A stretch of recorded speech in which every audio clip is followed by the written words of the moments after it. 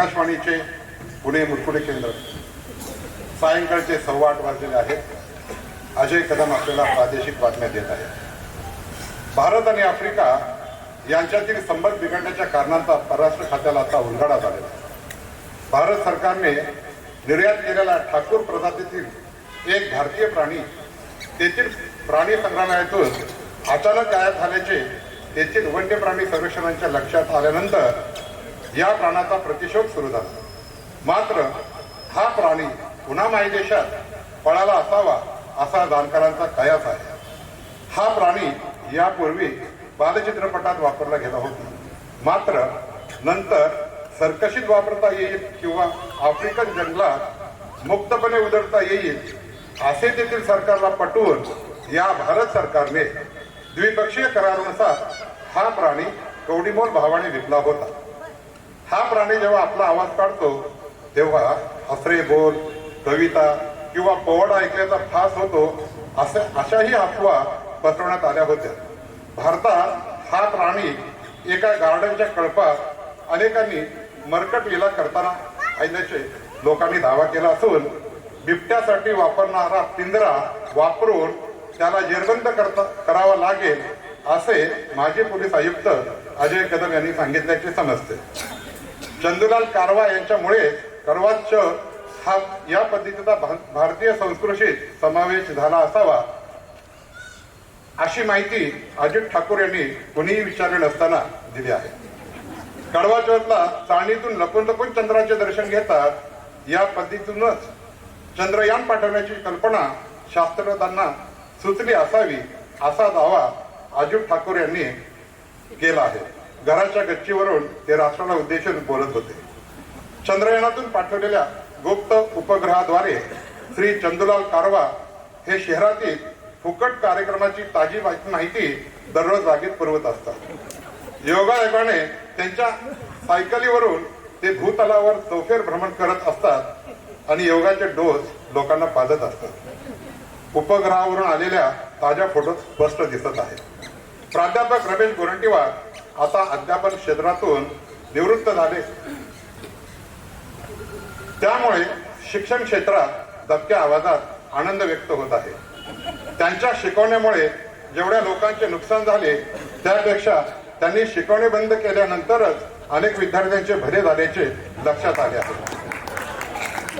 त्यामुळे निवृत्त झाल्यानंतर त्यांचे खरे सेवाकार्य सुरू असल्याचा दावा त्यांचे निकटवर्ती ॲडव्होकेट चंद्रकांत कुलकर्णी यांनी केला आहे.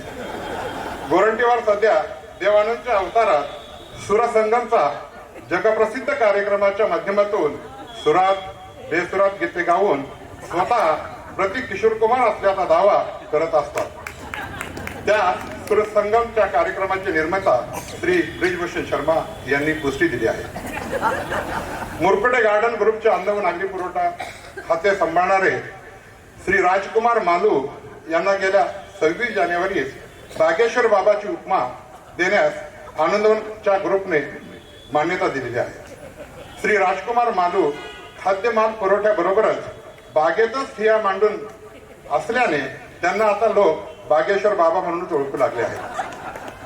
महिला आरक्षणाचे आपदग्रस्त प्रकाश बोकील यांच्या नावात प्रकाश आणि आडनावात बोका असला तरी त्यांची अवस्था अंधारातील काळ्या मांजरीसारखी झाली आहे. चे निरीक्षण बागेश्वर बाबा उर्फ श्री राजेंद्र मालू यांनी आपल्या खासगी वेधशाळेत नोंदवले आहे. महिला आरक्षण हा एक राजद्रोह सारखा दहशतवादी कायदा असून त्याचा गैरवापर होत असल्याचा दावा श्री बोकील यांनी केला आहे. अशा उपद्रवी महिलांना रोखण्यासाठी मोकासारखा बोका हा कायदा लागू करावा अशी मागणी ॲडव्होकेट दिलीप बोरकर यांनी केली असून याबाबत विधितज्ञ अभ्यास करत असल्याचे वृत्त हाती आले आहे. एकेकाळी शरद पवारांच्या मागे कोणीतरी खैरनार लागले होते, पण या डॉक्टर राजेंद्र खैरनार यांच्या मागे कोण लागलंय याचा उलगडा अद्याप झाला नाही. जर त्यांच्या मागे एखादी नार लागली असेल तर त्याची काही खैर नाही असा दावा अशाच प्रकरणात आपदग्रस्त असलेले प्रकाश बोकील यांनी केला आहे. मात्र हे प्रकरण नांदेड की पुणे विद्यापीठातील आहे यावर प्रकाश टाकणे आवश्यक असल्याचे मत गुप्त अभ्यासक श्री दिलीप बोरकर यांनी व्यक्त केले आहे. तर ते PhD करताना कुठले पीठ खात होते याचे संशोधन बाकी आहे. पेपर फुटीचे आणि आपल्या डॉक्टरेटचा काही संबंध नसल्याचा दावा कुणीही विचारले नसताना डॉक्टर राजेंद्र खैरनार यांनी केल्यामुळे शिक्षण क्षेत्रात पुन्हा खळबळ माजली आहे. नुकत्याच हाती आलेल्या बातमीनुसार आठवले नाट्यगृह चालू असलेल्या आनंदवन ग्रुपचा कार्यक्रम पाहण्यासाठी आठवले नाट्यगृहाबाहेर लोकांची अलोट गर्दी झाल्याने कायदा व सुव्यवस्थेचा प्रश्न निर्माण होऊ नये म्हणून स्थानिक पोलिसांना पाचारण करण्यात आल्याची माहिती पोलीस नियंत्रण कक्षाने दिलेली आहे. घटनास्थळी शांतता प्रस्थापित करण्यासाठी पोलिसांनी सौम्य लाठी हल्ला करून गर्दीवर नियंत्रण मिळवले आहे. आठवले नाट्यगृहाबाहेरची परिस्थिती तणावपूर्ण असली तरी पूर्ण नियंत्रणात असल्याची माहिती घटनास्थळी बंदोबस्तास असलेले पोलीस अधिकारी श्री भीमराव सोळंके यांनी दिली आहे. बातमीपत्र संपले. पुन्हा भेटूयात पुढच्या वर्षी याच ठिकाणी मुरकुटे गार्डनच्या वर्धापन दिनी.